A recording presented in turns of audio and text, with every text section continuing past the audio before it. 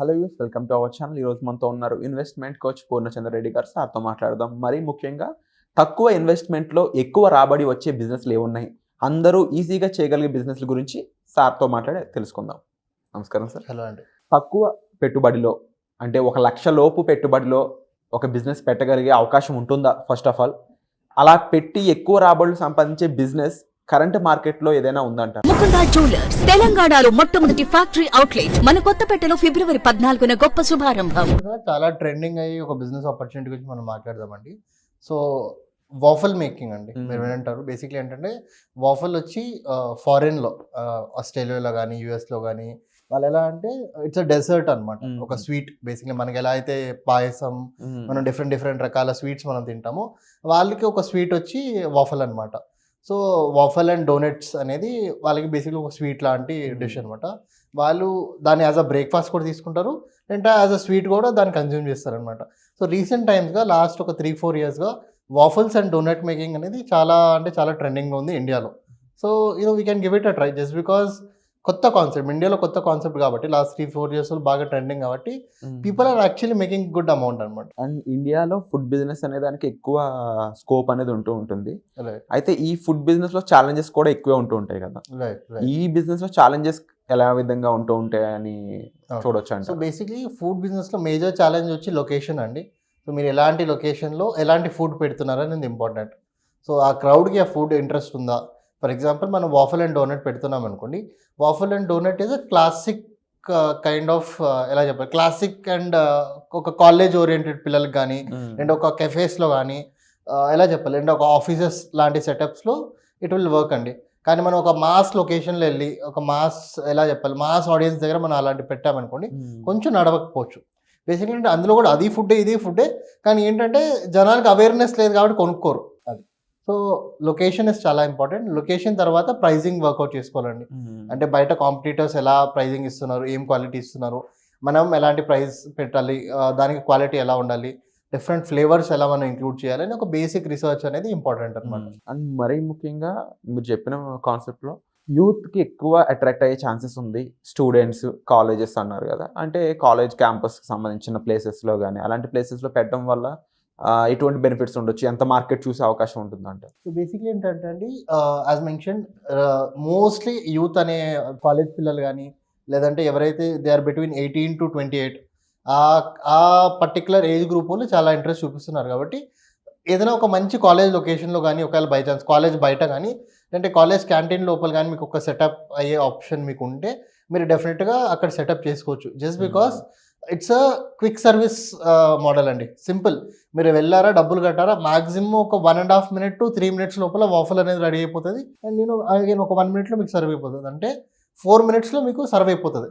So ఎలా చెప్పాలి, అంత క్విక్గా ఉండేసరికి కూడా జనాలకి ఏంటంటే వాళ్ళకి ఆకలి వేసినప్పుడు కానీ తినాలనిపించినప్పుడు కానీ ఆ సర్వీస్ ఫాస్ట్గా ఉంది ప్లస్ టేస్టింగ్ ఉందని చెప్పి దెల్ షో ఇంట్రెస్ట్. ఇప్పుడు కాలేజ్ లాంటి హడావిడి జగాలంటే, ఆఫీస్ లాంటి హడావిడి ప్లేసెస్లో ఎలా ఉంటుందంటే దే వాంట్ టు ఈట్, చాలా తొందరలో తిని వెళ్ళిపోవాలి అనే ఒక ఎక్సైట్మెంట్తో ఉంటారు. సో అలాంటప్పుడు again quick making of recipe కదా, దెల్ షో ఇంట్రెస్ట్. అదే మన ఇండియన్ డెసర్ట్స్ తీసుకుంటే ఒక ఇండియన్ డెసర్ట్ ప్రిపేర్ చేయాలంటే తక్కువలో ఒక 20 minutes to it will take somewhere between 1 hour అనమాట డిష్ పట్టి. కానీ ఇదే ఇలా డైరెక్ట్ బ్యాటర్ రెడీగా ఉంటుంది, బ్యాటర్ని హీట్ చేసామా, బేసిక్గా వాళ్ళది మోల్డ్స్ ఉంటాయి, మోల్డ్స్లో పోసామా, వేసామా, తీసామా, ఇచ్చామా అనేటట్టే సింపుల్గా ఉంటుంది డ్రెస్సింగ్ ఈజీ. సో జనాలు కూడా ఓకే ఫైన్, ఇంత క్విక్గా అయిపోతుందా, ఇంకా టేస్టీ డిష్ మనకు దొరుకుతుందని దిల్ basically give it a try అనమాట. అండ్ మరీ ముఖ్యంగా ఇప్పుడు ఫర్ ఎగ్జాంపుల్ హైదరాబాద్ సిటీని తీసుకున్నట్లయితే ఇక్కడ ఫుడ్ జోన్స్ చాలా ఉన్నాయి. ఇది స్ట్రీట్ ఫుడ్గా ఫేమస్ అయ్యడానికి ఎక్కువ స్కోప్ ఉందంటారా? ఎందుకంటే DLF లాంటి ప్లేసెస్ కానీ స్పెసిఫిక్గా కొన్ని ప్లేసెస్ ఉంటూ ఉంటాయి అన్నమాట. కోకాపేట్ సైడ్ కానీ స్ట్రీట్ ఫుడ్కి ఎక్కువ యూత్ అనే వాళ్ళు అట్రాక్ట్ అవుతూ ఉంటారు మోర్ దెన్ రెస్టారెంట్స్ కంటే కూడా. సో ఇది ఏ రకమైన బిజినెస్గా పరిగణించాల్సి ఉంటుందంట? స్ట్రీట్ ఫుడ్గా నా ఒపీనియన్లో, నా రీసెర్చ్ పరంగా కొంచెం తగ్గొచ్చు అండి. స్ట్రీట్ ఫుడ్గా అంత వర్కౌట్ కాకపోవచ్చు, కానీ గుర్తుపెట్టుకోవాల్సిన విషయం ఏంటంటే స్ట్రీట్ ఫుడ్ 2 రకాలుగా. ఒకటి స్ట్రీట్ ఫుడ్ ఒక నార్మల్ ఏరియాలో పెట్టడం, స్ట్రీట్ ఫుడ్ కొంచెం క్లాసిక్, ఇప్పుడు మీరు DLF లాంటి క్లాసిక్ ప్రీమియం ఏరియా అలాంటి మన DLF కానీ బంజారా హిల్స్ కానీ అలాంటి ప్రీమియం ఏరియాస్లో పెట్టడానికి కొంచెం డిఫరెన్స్ ఉంది. సో ప్రీమియం ఏరియాలో ఒకవేళ మీరు ఇది యాజ్ అ స్ట్రీట్ ఫుడ్ పెడితే డెఫినెట్గా జనాలు తీసుకుంటారు. ఎందుకంటే అదే ఏరియాలో అదే డిష్ ఒక కెఫెటేరియాలో వాళ్ళు తింటే మేబీ ఒక 300 400 ఇవ్వాల్సి వస్తుంది. అదే స్ట్రీట్లో వాళ్ళు పెట్టారనుకోండి మేబీ ఒక 70 రూపీస్ నుంచి 150 రూపీస్ ప్రైజ్లో వాళ్ళు అమ్ముతారు కాబట్టి జనాలు ఇంట్రెస్ట్ చూపిస్తారు.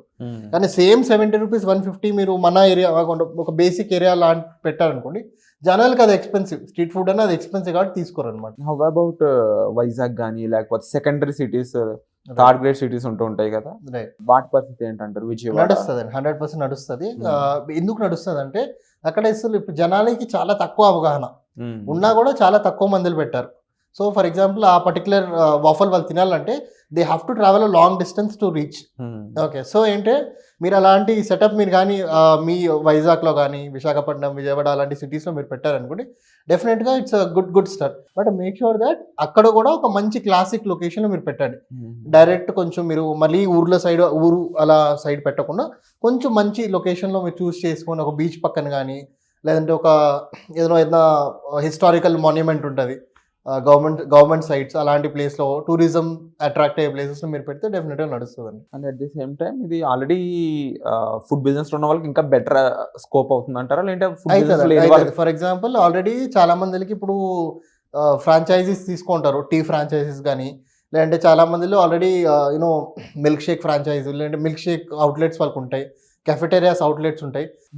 జస్ట్ బై ఇన్వెస్టింగ్ మ్యాక్సిమం ఒక హై ఎండ్లో ఒక 20,000 to 30,000 ఇన్వెస్ట్మెంట్ చేస్తే మీకు మొత్తం సెటప్ అయిపోతుందండి.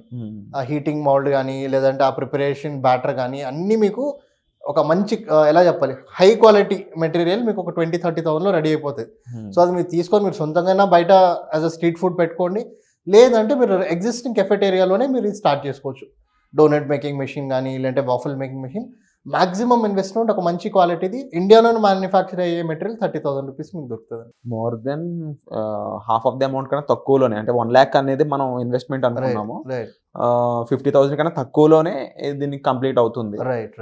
సో ఇది ఆల్రెడీ ఫుడ్ బిజినెస్ లో ఉన్న వాళ్ళనే కాదు, ఫుడ్ బిజినెస్ లో లేని వాళ్ళకి కూడా ఒక అవగాహన కల్పించే విధంగా మీరు ఇన్ఫర్మేషన్ ఇచ్చారు. సో వాళ్ళకి కూడా ఒక మంచి ప్రాఫిటబుల్ బిజినెస్ గా ఇది మారేయడానికి స్కోప్ ఉంటుంది. బట్ దానికి మెయిన్ రీజన్ ల్యాండ్ ప్లేస్మెంట్ చాలా important. And as you said college campus youth ఎక్కువ ఉండే స్కోప్ ఉన్న ఏరియాస్ ఏవైతే ఉన్నాయో వాటికి సంబంధించిన ఏరియాస్లో మీరు కానీ ఈ బిజినెస్ని రన్ చేయగలిగితే మీరు ఎక్కువ ప్రాఫిట్ చూడడానికి, బిజినెస్ లాంగ్ రన్ అవడానికి స్కోప్ ఎక్కువ ఉంటుందని పూర్ణచంద్రరెడ్డి గారు చెప్పారు. And very grateful for the wonderful information sir. తప్పకుండా మరిన్ని ఇన్వెస్ట్మెంట్ ఐడియాస్తో మరింత బిజినెస్ ఇన్ఫర్మేషన్తో మరొక ఎపిసోడ్లో మళ్ళీ మనం ఇలాగే కలవాలని మనస్ఫూర్తిగా భావిస్తాను. అండ్ దీనికి సంబంధించిన ఇన్ఫర్మేషన్ కోసం మీరు డిస్ప్లే అవుతున్న నెంబర్స్ కాల్ చేసి సార్ యొక్క హెల్ప్ తీసుకోవచ్చు. అలాగే ఇలాంటి మరిన్ని వీడియోస్ మీరు కావాలనుకున్నట్లయితే తప్పకుండా కామెంట్ చేయండి.